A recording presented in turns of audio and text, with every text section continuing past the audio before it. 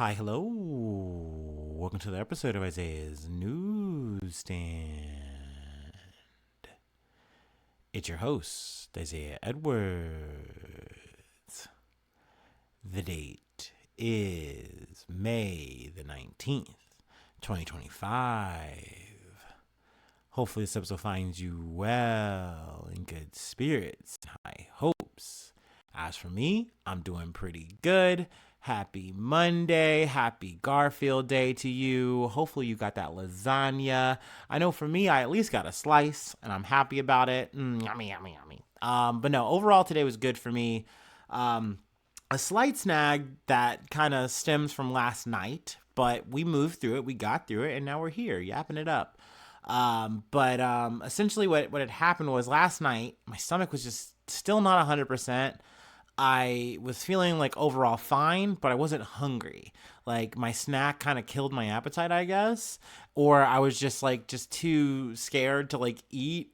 I just didn't want to mess up my stomach for Monday. It's just such a classic thing for me to do, and I already had 2 days of just having like a hurt stomach. And I'm like, no, I'm not doing that. We're not going out like that.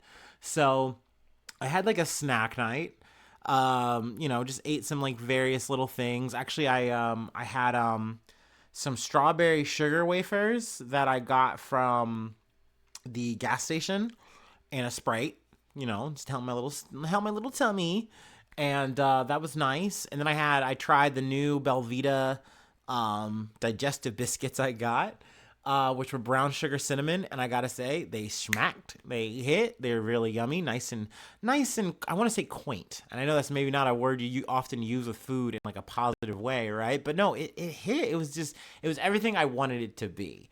So I was like, all right, maybe that, and then like a little bit of tortilla chips to kind of close out the night, kind of midnight snackish style. Even though I went to bed at like 10 o'clock, which also leads into a bit of a hurdle that I had. But we go to bed, and then I kind of wake up too early because this is a classic Sunday night situation. And I'm like, uh-oh.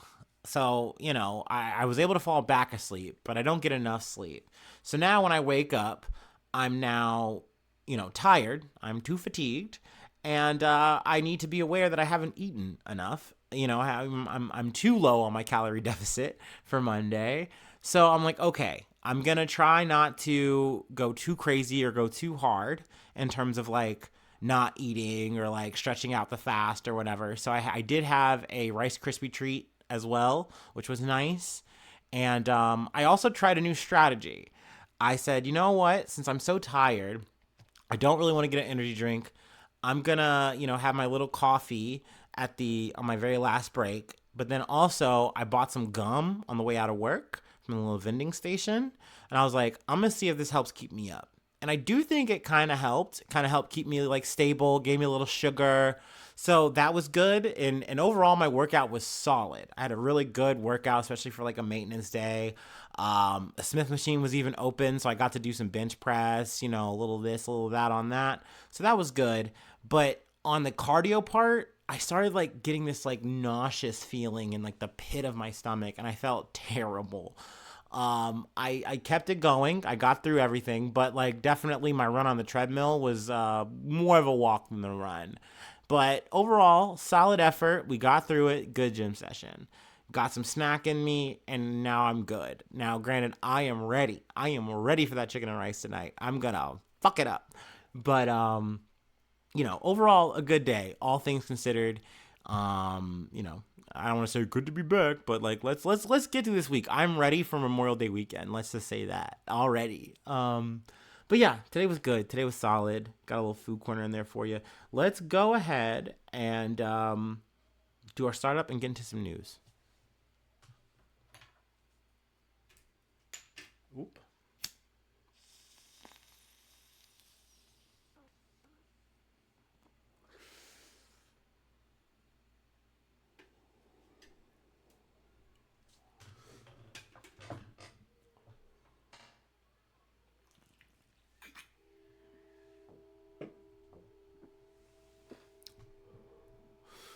Ooh.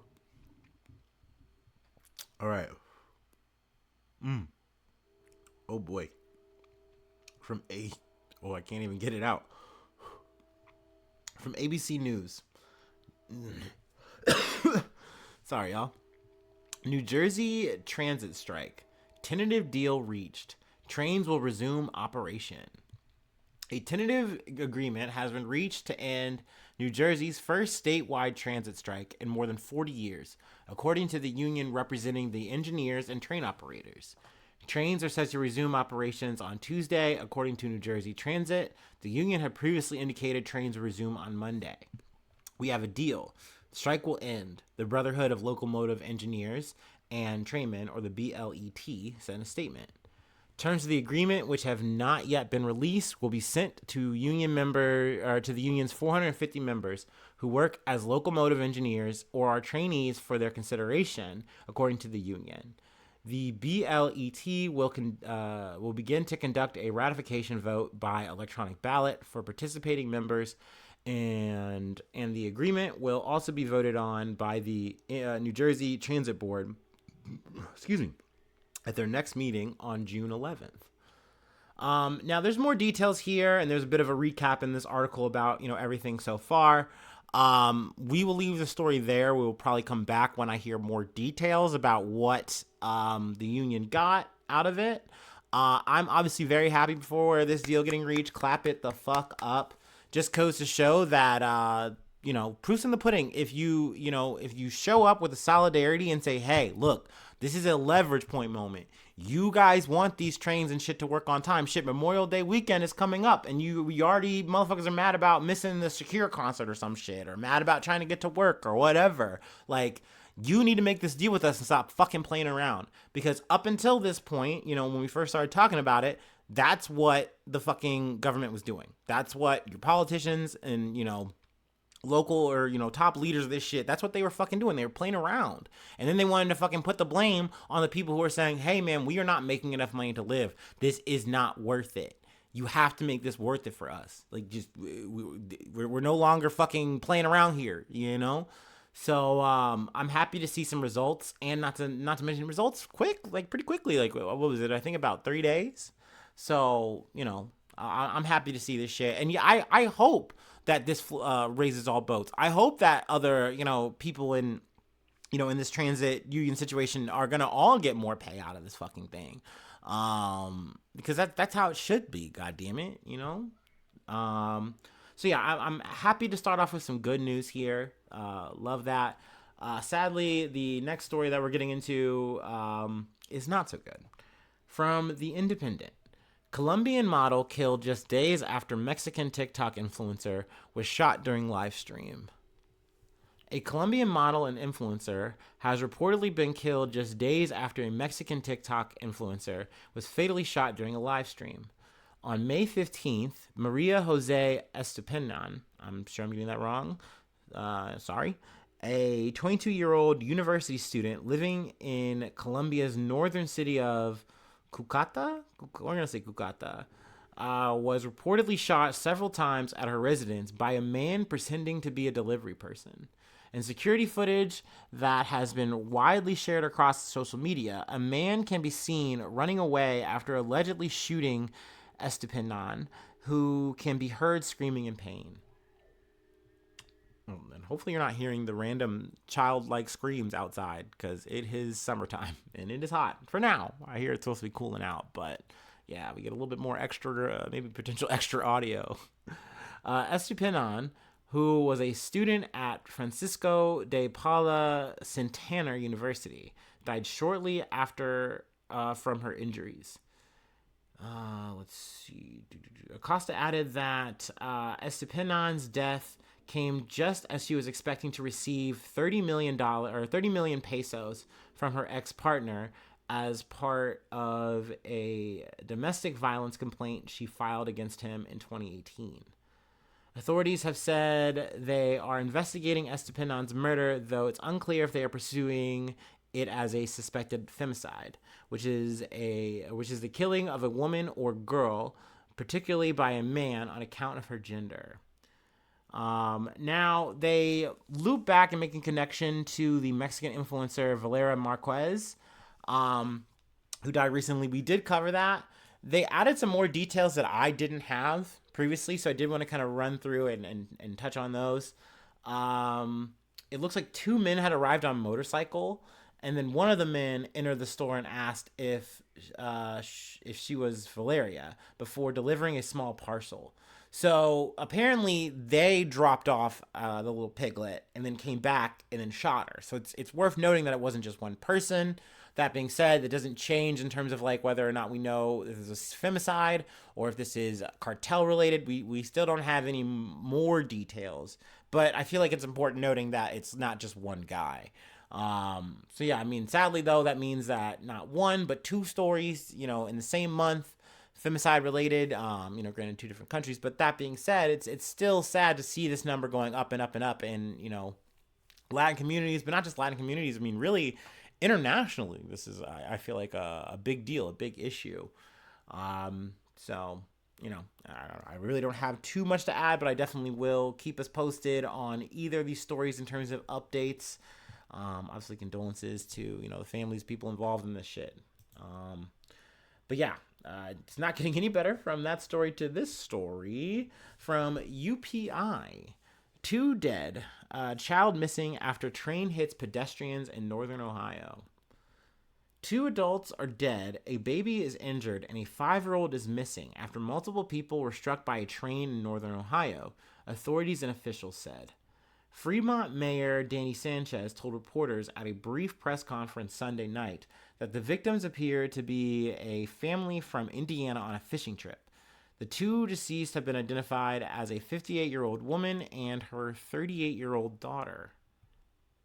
A 1-year-old was transported to the local hospital, and responders are searching the Sandusky River for the missing 5-year-old, he said. The condition of the baby was not known. This is a very, very unfortunate tragedy that has hit our community today, Sanchez said. So yeah, I mean, I'm so curious, and once again, I know I say this all the time. I will definitely be back with details if I find any more, because I'm curious how this kind of unfolds in terms of like a train incident like this, like how the family winds up getting stuck on the tracks or on the tracks at the time of a train. I mean, I don't know. But once again, if I figure out any more, I'll definitely be back to talk more on this story. But obviously a shame. It's very, very sad. And also if we find out, the fate of the missing child as well. So yeah. Those are all the current stories I want to cover. There is one more. It is we gotta hop in the time machine technically. Talk about January 6th a little bit. But yeah. I wasn't expecting to cover this one. This wasn't on my bingo card. Maybe it should have been, but hey, so it goes. Let's go ahead and take our last break, and we'll close it out.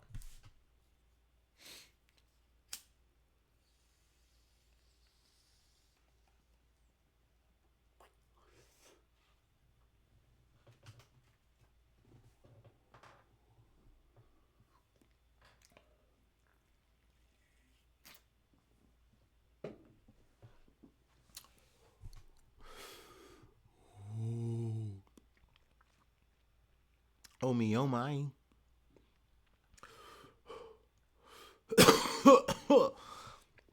Gotta breathe. Anyway, from ABC News. Ooh. Ashley Babbitt's family to receive $5 million in settlement with Trump administration. The Trump administration is set to pay out nearly $5 million to settle a lawsuit brought by the family of Ashley Babbitt, a rioter fatally shot during the January 6th attack on the U.S. Capitol. Sources familiar with the matter confirmed to ABC News on Monday. The settlement will resolve a $30 million lawsuit brought by Babbitt's estate and the conservative group Judicial Watch, alleging the Capitol police officer who shot her as she attempted to breach a broken window of the House Speaker's lobby was negligent in his duties. The Washington Post first reported news on the settlement amount. The Justice Department in April 2021 announced that it cleared U.S. Capitol Police Lieutenant Michael Byrd of any criminal wrongdoing in the shooting after an investigation revealed no evidence he did not reasonably believe that it was necessary to do so in self-defense or in the defense of the members of Congress and others evacuating the House chamber. A separate investigation by the U.S. Capitol further found Byrd's actions were lawful and within department policy, and that he would not face internal discipline. There's a big quote we can read here. We're just gonna skip it. Honestly, I wanted to say I was surprised, but you just have to remember that this is the Trump administration now, and like Trump has said, like, no, Ashley Babbitt, like, I love her. Like, it's so tragic what happened to her. Like, you'll literally have footage of her breaking down the fucking window like a goddamn rabid zombie. To get in here and do what? Like, try to choke out a politician or congressperson? Like, because you wanted your daddy Trump to win? Like, they were in such a fucking whipped up frenzy. But according to Trump, that's not what happened. Ashley Babbitt was on the front line, like some like peace shaman or something, not like the other shaman guy or anything. Like, no, like she was like holding them back. Like she was trying to like maintain the peace, and she got murdered. And I'm like, look, dude, I don't want to fucking defend any cop, even a Capitol cop. No, I don't give a fuck. No, like I remember that moment watching that shit unfold. And I know this is maybe a fucked up, grim, morbid thing, but as an American, I'm like, wait, why aren't the cops like, being cops? Like the cops that we cover on this fucking shit, like day to fucking day. It was strange. It was almost surreal to see them backing up, cowering up. And it's like, well, what do you guys have what you have. You know it. But you also know in this situation you're outnumbered. And, this would look really bad, these people came to see the president. Next thing you know, they're on, the Congress, they're at their house or whatever. Like, oh my God, dude. It was a wild moment. But I just remember feeling like this is so surreal to just watch. And then, hearing that Ashley Babbitt, shot, killed, done, But all these things made sense to me. And for, like, the idea that it's like, oh, no, actually, no, she deserves a payout. She deserves compensation. It's like, once again, referencing so many stories that we've covered where so many families, so many people, whether it's of color or not, whatever, they don't get or receive any kind of justice. In terms of the legal sense, in terms of the fiscal sense, you get nothing. You get fucking nothing, and you're just supposed to accept it. So the idea that these guys shot for the fucking moon of 30 mil and got 5 mil is wild to me. It is. It fucking is. It shouldn't be surprising, I guess. But I was like, wait, what? Like, but once again, I mean, it is a quick and easy toss up for Trump, just like it was for him to to pardon or commute all the sentences of all the January 6th people or whatever. It was a very easy motion. You know what I mean? People were wondering, are you going to do it? Like, really? Like, that's kind of crazy. But, I mean, hey, it was crazy for him on that day to say the shit that he said because he was losing or lost and was like, oh, no, fuck that shit. But, yeah, I mean, here we are, Trump 2.0. So now he gets to, wave the wand and fix all these wrongs. I know we're going to get into some side news here, but I think I read right before I went on that the Trump administration is launching an investigation or probe into whether or not the Harris campaign received any invalid or like illegal celebrity donations or whatever the fuck. And I'm like, that's news. So probably not news I'm really going to get into details or cover. I know I said this was the last story, but we're going to say I'm being possessed by the spirit of news. I want to cover one more thing that I noticed once again before I went on. We're going to go ahead and just Google it up. Ice cream recall. Because I know it's going to pop up. Boom. Boom it is. Boom. Boom, there's the dynamite. Boom, there's the cream. From Yahoo News. Nearly 18,000 tubs of ice cream and frozen yogurt recalled over potential plastic contamination. Y'all, we're so back, dude. I haven't read too much details here. I just read the headline, so we're just going to go through this together. The company that makes Blue Bunny and Halo Top products has recalled nearly 18,000 containers of ice cream and frozen yogurt over concerns that the foods possibly contain pieces of plastic. Oh no. Wells Enterprises, an Iowa-based company, issued the voluntary recall on April 25th, according to a report from Food and Drug Administration last week. What are we lagging behind here? The nationwide recall includes 22 flavors of ice cream and frozen yogurt in 3-gallon tubs. The items have best if used by dates ranging from March 26th to October, March 2026, I'm sorry, to October 2026. They go through all the states. They said the products were distributed to at 103 centers nationwide. Um, I mean, let's see. There's been no reported illnesses, so that's good, and that's as of Sunday, May 18th. Naturally, if you have these, you should throw them out. Go get your refund. Let motherfuckers know if you got your receipt or whatever. The Wells Enterprises website encourages customers to fill out a form with any questions, comments, or concerns. Once again, not an expert, but hey, that's usually what you do though in terms of the recalls is you toss that shit, you cut your losses, or you go, well, like I said, with your receipt or something, say, hey, I got this ice cream, I got this thing, it's got pieces of plastic in it, it's defective. And get yourself an exchange, get yourself a little refund, maybe, So there you go, a little bonus news for you. Bonus. But yeah, that's where I want to leave it for today. If you'd like to help out, support the effort, I do have a Patreon. Patreon.com/ZaneNews. Become a newsie today. Free ways to hit me up at zanews1@gmail.com. Feel free to follow me or the podcast on any of the socials. Subscribe to the YouTube, or follow the TikTok, follow on Spotify, follow on Apple Podcast, follow, subscribe, link and build, whatever, you know what I mean? Just hit the buttons. Speaking of buttons, hit the like button, hit the little tappy keys, tappy, leave a cool comment. That's cool if you do that.